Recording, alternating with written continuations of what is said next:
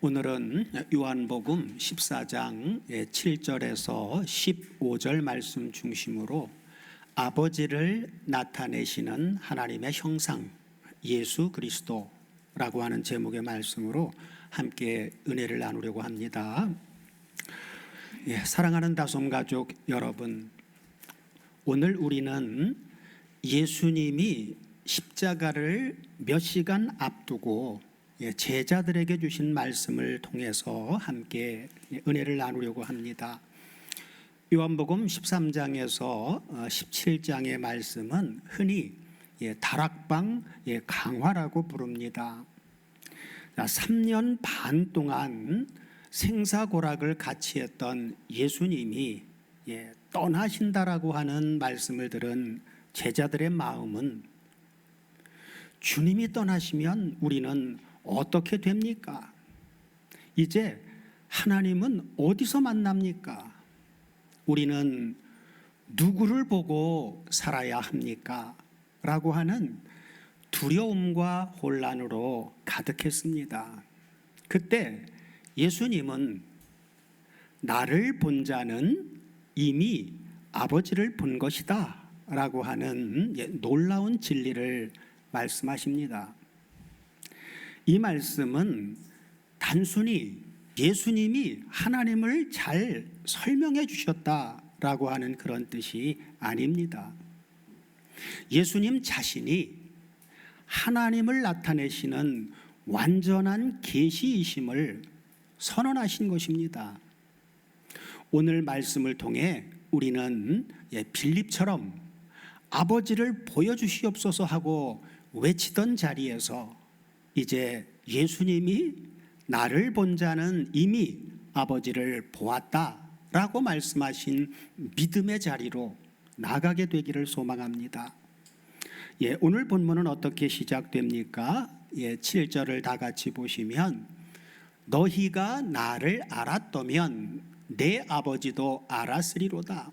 이제부터는 너희가 그를 알았고 또 보았느니라 하고 시작됩니다. 자, 여기서 이제부터는 너희가 그를 알았고 또 보았느니라 하신 이 주님의 말씀을 원문을 통해서 보면 원형이 기노스코라고 하는 단어의 현재 시제로 나옵니다. 그래서 이것은 이제부터 알게 되었고, 그리고 현재형이니까 계속 알아가고 있다 하고 말씀하신 것이고, 뒤에 나오는 보았느니라, 보았느니라고 하는 단어는 호라오라고 하는 단어의 완료 시제로 나옵니다. 이것은 이미 결정적으로 보았으며 그 결과가 지금도 계속되고 있다라고 하는 말씀입니다.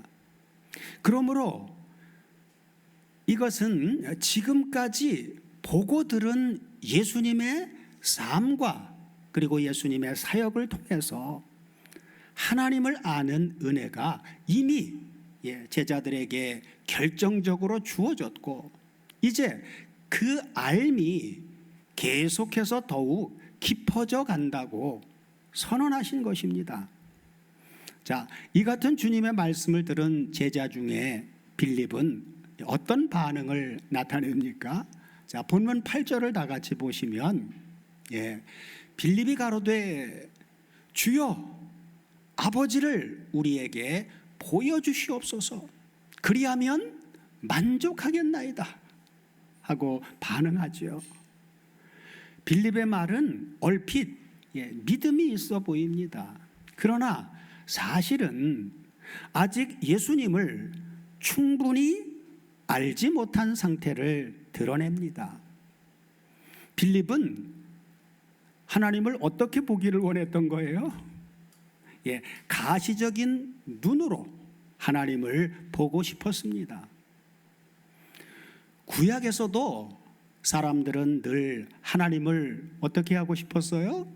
보고 싶어 했습니다. 모세도 시내산에서 하나님의 영광을 보여달라고 요청했습니다. 구약의 이스라엘은 늘 눈에 보이는 증거를 원했습니다. 하지만 인간은 죄 가운데 있기 때문에 하나님을 직접 볼 수 없습니다. 더욱이 하나님은 육신을 가진 분이 아니라 순수 영이심으로 인간의 육안으로 볼 수 있는 분이 아니십니다. 그런데 빌립은 지금 뭐라고 말해요? 하나님을 보고 싶다고 말합니다. 주님, 하나님을 보여주시면 내가 믿겠습니다. 사실 이것은 오늘을 살아가는 누구의 모습이기도 합니까? 우리의 모습이기도 합니다. 사랑하는 여러분, 빌립은 왜 하필 이 시점에서 아버지를 보여주시면 만족하겠습니다라고 말했을까요? 이것은 단순히 영적으로 무지해서만은 아닙니다. 그의 마음 깊은 곳에 도사린 근원적인 두려움 때문이었습니다. 지금 예수님은 곧 떠난다라고 말씀하십니다. 세상은 서슬퍼런 칼날을 겨누고 있습니다. 든든한 버팀목이셨던 주님이 사라진다는 현실 앞에서 빌립은 당장 눈앞에 밀려오는 미래의 불안을, 그것을 이겨낼 만한 시각적인 보증 수표가 필요했던 것입니다. 하나님, 눈에 보이는 확실한 증거 하나만을 손에 쥐어주십시오. 그러면 이 두려운 세상을 버텨내겠습니다 라고 하는 아주 처절한 부르짖음이었습니다. 오늘을 살아가는 우리도 끊임없이 빌립의 자리에 서 있지는 않습니까? 은행 통장이 비어갈 때, 건강에 적신호가 켜질 때, 자녀의 앞길이 막막해 보일 때 우리는 하나님, 이 기도가 당장 응답되는 표적을 보여주십시오. 그래야 안심하겠습니다 하고 눈에 보이는 증거를 구합니다. 그러나 하나님은 우리 손에 일회성 증거를 쥐어주시는 대신 예수 그리스도라고 하는 완전한 실체를 증거로 주셨습니다. 눈에 보이는 상황은 끊임없이 변하지만 우리를 위해서 십자가를 지신 예수 그리스도라고 하는 이 증거는 결단코 변하지 않기 때문입니다.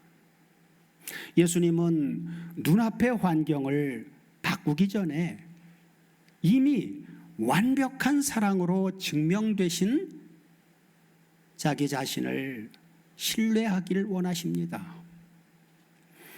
예수 그리스도는 보이지 않는 하나님의 형상이십니다. 보이지 않는 하나님의 형상.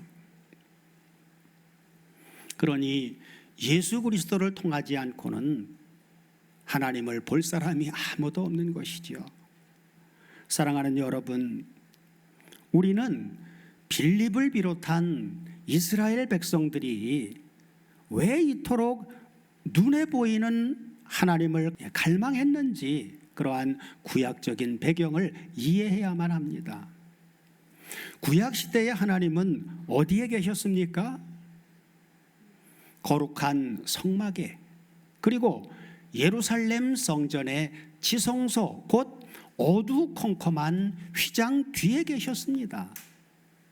1년에 단 한 번 대제사장 외에는 그 누구도 가까이 갈 수 없었던 곳, 조금이라도 부정하면 죽임을 당해야 했던 두려움의 자리에 하나님은 감추어져 계셨습니다. 이스라엘에게 하나님은 늘 휘장 너머의 하나님, 가까이 가기엔 너무나도 두려운 하나님이셨습니다.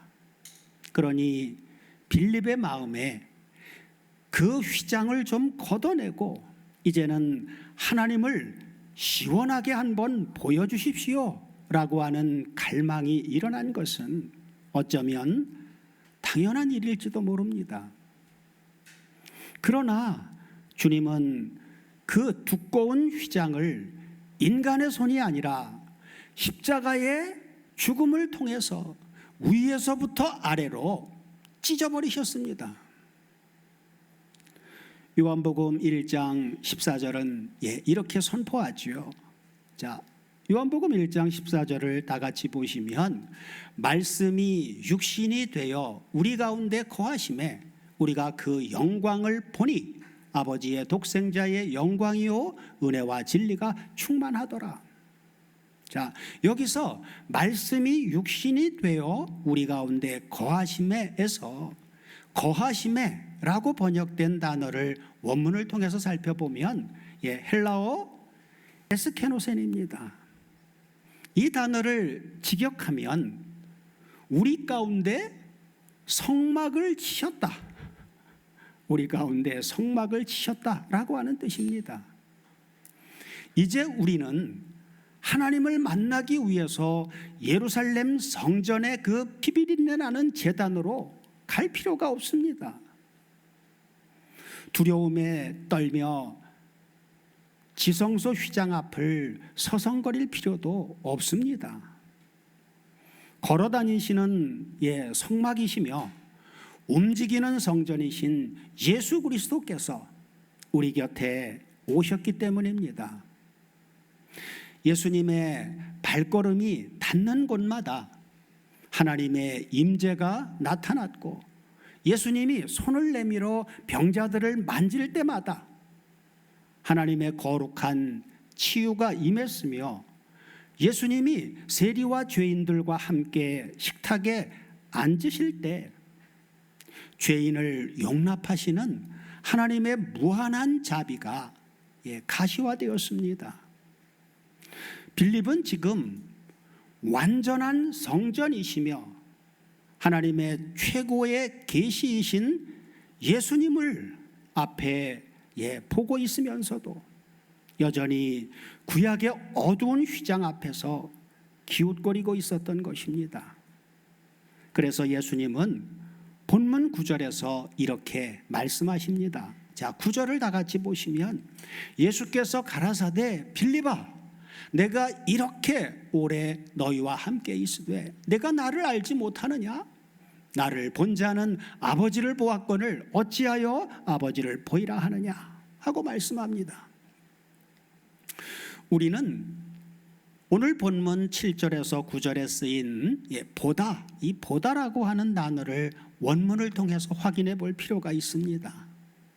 우리말로는 다 똑같이 보다라고 하는 개념인 것 같은데 원문에서 예수님은 헬라어로 호라오라고 하는 단어를 사용하셨고 빌립은 빌립이 말할 때 아버지를 보여달라고 할 때는 데이크님이라고 하는 단어를 씁니다. 호라오는 보는 사람의 인식과 깨달음을 강조하는 동사입니다. 그리고 데이크니미는 보여주는 이가 자신을 보여주거나 드러내는 행위를 강조하는 동사입니다. 빌립은 아버지를 눈으로 직접 보여달라는 데이크님이라고 하는 단어로 요청했지만 예수님은 자신을 믿음으로 보고 깨달아 인식하라고 하는 호라오라고 하는 단어를 쓰셨습니다. 이 호라오라고 하는 단어, 예수님을 통해서 아버지를 호라오할 때 그것은 바로 누구를 본 것이라고요? 아버지를 본 것이라고 말씀하신 것이죠. 그래서 예수 그리스도 안에 하나님의 완전한 계시가 나타났음을 주님은 선언하신 것입니다. 본문 9절에서 나를 본 자는 아버지를 보았거늘에서 보았다라고 번역된 이 단어 두 번이나 쓰였는데 모두가 헬라어 호라오라고 하는 단어의 완료형 희제입니다. 완료형. 이것은 이미 보아서 지금도 확실하게 알고 있는 상태를 의미해 주고 있습니다. 주님은 지금 외모를 보았다는 것이 아니라 주님의 사역과 주님의 인격을 통해서 너희는 이미 아버지를 완벽하게 만났고, 그리고 그 만남은 지금도 유효하다라고 책망 섞인 위로를 건네신 것입니다. 여기서 우리는 성경 전체를 관통하는 놀라운 진리를 발견하게 됩니다. 인간은 하나님을 볼 수가 없습니다. 그러나 하나님께서는 자신을 나타내시기 위해 어떻게 하셨어요? 아들을 보내셨습니다. 골로새서 1장 15절을 보면 이를 깨달은 사도 바울도 이렇게 증거합니다. 자, 다 같이 한번 보시면, 그는 예수 그리스도는 보이지 아니하시는 하나님의 형상이요 모든 창조물보다 먼저 나신 자니 하고 증거하고 있습니다. 자, 여기서 그는 보이지 아니하시는 하나님의 형상이요에서 이 형상이라고 하는 단어를 원문을 통해서 확인해 보면 헬라어 에이콘입니다. 헬라어 에이콘. 헬라어 에이콘은 단순한 그림이 아니라 원형을 완전하게 드러내는 실제적인 표현입니다. 예수님은 하나님을 흉내내시는 분이 아닙니다. 하나님을 완전하게 나타내시는 분이십니다. 그러므로 예수님의 사랑을 보면 곧 누구의 사랑을 보는 거예요? 하나님의 사랑을 보는 것과 차이가 있는 게 아니라 똑같은 것입니다. 예수님의 긍휼을 보면 아버지의 긍휼을 보는 것이고, 예수님의 눈물을 보면 아버지의 눈물을 보는 것이고, 예수님의 십자가를 보면 아버지의 마음을 보는 것입니다. 그래서 예수님은 이어지는 본문 10절에서 이렇게 말씀하십니다. 자, 다 같이 보시면 자, 나는 아버지 안에 있고 아버지는 내 안에 계신 것을 내가 믿지 아니하느냐? 내가 너희에게 이르는 말이, 지금 하고 있는 이 말이 스스로 하는 것이 아니라 아버지께서 내 안에 계셔서 그의 일을 지금 말씀하고 계신 것이다 하고 말씀해 주고 있죠. 여기 내가 아버지 안에 거하고, 그리고 아버지는 내 안에 계신 것을 내가 믿지 아니하느냐 해서 이 거하다라고 하는 단어도 원문을 통해서 보면, 거하다라고 하는 단어가 헬라어 동사 바로 메노라고 하는 단어입니다. 메노라고 하는 단어는 요한복음의 핵심 단어로 계속 머물다, 그리고 끊어지지 않는 연합 가운데 있다라고 하는 의미입니다. 예수님은 영원부터 아버지와 결단코 분리되지 않으셨습니다. 예수님은 아버지 안에 계셨고 아버지는 아들 예수님 안에 계셨습니다. 이것이 바로 삼위일체 하나님의 거룩한 신비인 페리코레시스, 곧 상호 내주입니다. 서로가 서로 안에 완전하게 거하시며 이루시는 온전한 연합의 신비입니다. 자, 이어서 후반부에 10절 후반부에서 예수님은 이렇게 말씀하시죠. 자, 내가 너희에게 이르는 말이 스스로 있는 것이 아니라 아버지께서 내 안에 계셔 그의 일을 말씀하는 것이라 하고, 주님이 말씀하신 대로 예수님은 일하실 때 독립적으로 일하시지 않으셨다는 것입니다. 예수님의 모든 말씀은 곧 누구의 말씀이에요? 아버지의 말씀이었습니다. 예수님의 모든 행동은 곧 아버지의 행동이었습니다. 예수님의 모든 사역은 곧 아버지의 사역이었습니다. 그래서 예수님을 보는 것은 곧 누구를 보는 거예요? 아버지를 보는 것입니다. 자, 이것을 구속사적으로 보면 창세기 이후 인류는 하나님에게서 멀어졌습니다. 아담은 범죄 후 하나님의 얼굴을 피해 숨었습니다. 가인은 하나님의 얼굴 앞을 떠났습니다. 바벨탑은 하나님 없이 하늘에 올라가려고 하는 인간의 시도였습니다. 그러나 하나님은 그러함에도 포기하지 않으셨습니다. 그래서 창세기 12장에 와서 하나님은 아브라함을 부르셨고 또 모세를 세우셨고 모세를 통해서 성막과 그리고 제사제도를 주셨고 또 다윗과 솔로몬을 통해서 성전을 주셨고 그 이후 하나님은 선지자들을 계속해서 보내셨습니다. 그러나 구약 4,000년의 그 모든 역사들 속에 나왔던 것들은 모두가 다 그림자였습니다. 마침내 성자 하나님께서 친히 사람의 몸을 입고 이 땅에 오셨습니다. 그분이 바로 누구예요? 예수 그리스도이십니다.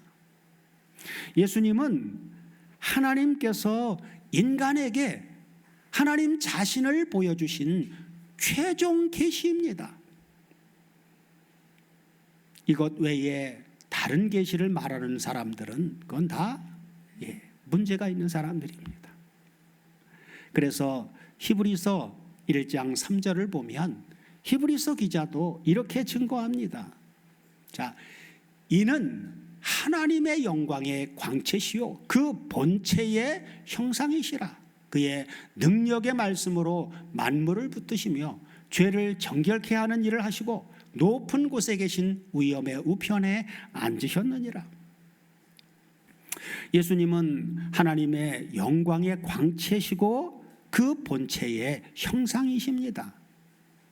성막은 하나님을 부분적으로 보여주었습니다. 선지자들은 하나님을 부분적으로 전했습니다. 그러나 예수님은 하나님을 부분적이 아니라 완전하게 하나님을 완전하게 나타내셨습니다. 그래서 예수님은 이어지는 본문 11절 12절에서 이렇게 말씀합니다. 자, 다 같이 보시면 내가 아버지 안에 있고 아버지는 내 안에 계심을 믿으라. 그렇지 못하겠거든 내가 행하는 그 일을 인하여 나를 믿으라. 그러면서 내가 진실로 너희에게 이르노니 나를 믿는 자는 나의 하는 일을 초도할 것이요 또한 이보다 더 큰 것도 하리니 이는 내가 아버지께로 감이니라 하고 말씀하십니다. 자, 여기 나를 믿는 자는 내가 하는 일을 그도 할 것이요 또한 그보다 더 큰 일도 하리니 하고 말씀하신 이 말씀을 많은 사람들은 오해합니다. 이것은 예수님보다 더 위대한 기적을 행한다라고 하는 뜻이 아닙니다. 본문의 문맥은 계시의 확장을 말씀해 주고 있는 것입니다. 예수님은 공생의 사역 시 유대와 사마리아 땅이라고 하는 시공간의 제한 속에서 사역하셨습니다. 그러나 부활과 성령 강림 이후 복음은 어떻게 되어졌습니까? 온 세상으로 퍼졌습니다. 베드로의 단 한 번의 설교에 3,000명이 회개하고 복음은 예루살렘을 넘어서 땅 끝까지 전파됩니다. 성자 예수님이 아버지께로 가셔서 우리에게 보혜사 곧 성령을 보내주셨기에 연약한 제자들을 통해서 이 놀라운 시공간적 복음의 확장이 일어난 것입니다. 이는 우리의 능력이 아니라 우리 안에 거하시는 성령의 권능 때문입니다. 복음을 전하는 것은 성령의 권능으로 되어지는 거예요. 그러므로 예수 그리스도의 십자가와 부활의 복음을 증거하는 일이 바로 더 큰 일입니다. 자, 그렇다면 성령 안에서 더 큰 일을 행하게 된 그리스도와 연합된 성도는 이 땅에서 어떤 존재로 살아가야 합니까? 놀랍게도 보이지 않는 하나님의 형상이신 예수 그리스도께서 그러하셨듯이 이제는 예수 그리스도를 영접한 우리가 세상 가운데 보이지 않는 예수님을 나타내는 통로가 되었습니다. 세상은 하나님을 보여달라고 아우성칩니다. 빌립처럼 눈에 보이는 확실한 증거를 대라며 교회 곧 우리를 향해서 도전합니다. 그때 우리는 세상에게 무엇을 보여주어야 합니까? 우리의 화려한 성공입니까? 아니면 세상의 거대한 업적입니까? 아닙니다. 그것은 바로 우리 안에 살아계신 예수 그리스도의 인격과 그분의 사랑입니다. 우리가 세상에서 억울한 일을 당해도 그리스도 때문에 용서하고 품어줄 때 세상은 우리 안에서 살아계신 주님을 봅니다. 모두가 자신의 유익을 위해 이기적으로 살아갈 때 우리가 그리스도 때문에 손해를 감수하면서도 이웃을 섬기고 사랑할 때 세상은 우리를 통해서 과연 하나님이 살아계시는구나 하고 고백하게 됩니다. 주님이 하나님의 완전한 에이콘의 형상이셨던 것처럼 이제 주님은 우리를 세상 속의 작은 하나님의 에이콘의 형상으로 파송하셨습니다. 그러니 우리가 행하는 더 큰 일은 대단한 기적을 일으키는 것이 아닙니다. 절망 가득한 이 세상 한복판에서 묵묵히 십자가의 복음으로 살아내며 부활의 소망을 증거하는 바로 그 삶입니다. 우리의 연약함 속에 성령의 권능이 임할 때 우리의 평범한 일상은 하나님의 영광이 임하는 지성소가 됩니다. 자, 오늘 본문은 어떻게 마칩니까? 본문 13절 이하 15절까지 같이 보시면, 자, 너희가 내 이름으로 무엇을 구하든지 내가 시행하리니 이는 아버지로 하여금 아들을 인하여 영광을 얻으시게 하려 함이라. 내 이름으로 무엇이든지 내게 구하면 내가 시행하리라. 너희가 나를 사랑하면 나의 계명을 지키리라 하고 마칩니다. 이 말씀은 예수 그리스도와 연합한 성도가 성령 안에서 예수님의 뜻을 따라 기도하고 그분을 사랑하여 순종하는 삶을 살게 될 때 살아계신 예수님이 친히 일하시고 그 모든 결과가 성부 하나님의 영광으로 이어지는 새 언약의 삶의 원리를 선포해 주신 말씀입니다. 사랑하는 여러분, 오늘 본문이 주님과 연합된 오늘의 우리에게 주시는 말씀은 무엇입니까? 예수님은 누구 안에 계셨어요? 아버지 안에 계셨습니다. 그리고 놀랍게도 우리는 바로 예수 그리스도 안에 있습니다. 앞으로 나눌 요한복음 15장 4절에서도 주님은 내 안에 거하라 하고 말씀하십니다. 거기서도 동일한 동사 메노라고 하는 단어가 사용됩니다. 예수님과 아버지의 연합이 우리의 구원의 근거라면 예수 그리스도와 성도의 연합은 실제적인 구원의 적용입니다. 그러므로 우리는 이제 하나님을 찾기 위해서 어디론가 헤매거나 올라갈 필요가 없습니다. 그리스도 안에 있는 자는 이미 하나님께 가까이 나온 자입니다. 우리는 하나님을 모르는 사람이 아닙니다. 이미 그리스도 안에서 하나님을 온전히 알게 된 사람들입니다. 우리는 버려진 고아가 아니라 아버지의 집에 속한 그런 사람들입니다. 우리는 하나님을 향해 나가는 사람들이 아니라 이미 하나님께 받아들여진 사람들입니다.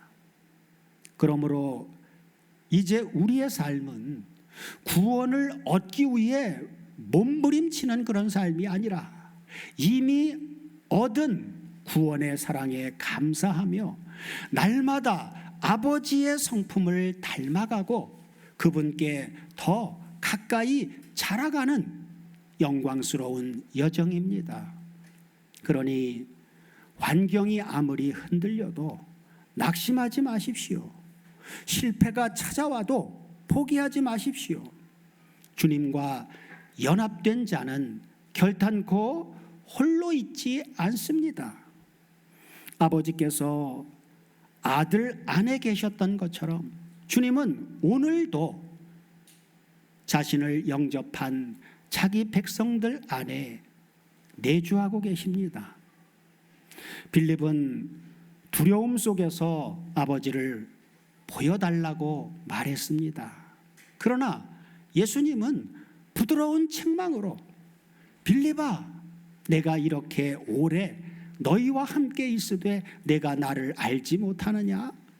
나를 본 자는 아버지를 보았느니라 하고 말씀하셨습니다. 사랑하는 다솜 가족 여러분, 우리는 더 이상 하나님을 찾아 헤매는 방랑자가 아닙니다.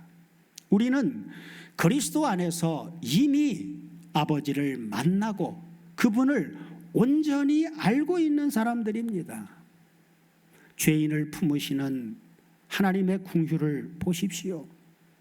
아들을 보내주사 골고다 십자가에서 나타내신 하나님의 공의와 하나님의 사랑을 보십시오. 죽음을 깨트리고 부활하신 부활의 능력을 보십시오. 그 십자가와 부활 안에서 우리를 향하신 우리 아버지 하나님의 심장이 지금도 뛰고 있습니다. 그리고 주님은 약속하신 성령을 통해 오늘 이 순간에도 우리 안에 친히 살아계셔서 그 사랑을 확증해 주고 계십니다. 그러니 오늘도 내 눈앞에 환경이 아니라 주 예수 그리스도를 바라보십시오. 예수님을 더욱 깊이 알아가십시오. 주님을 더욱 사랑하십시오. 그리고 그분의 신실하신 사랑 안에 머무십시오. 그때 우리는 아버지의 사랑과 은혜를 날마다 더욱더 풍성히 누리게 될 것입니다. 보이지 않는 아버지를 온전히 나타내신 예수 그리스도 안에 거함으로 날마다 하나님의 사랑을 발견하고 삶의 모든 자리에서 그리스도의 향기를 나타내는 복된 저와 여러분의 삶이 되게 해주시기를 우리 주 그리스도 예수의 이름으로 축원합니다. 아멘.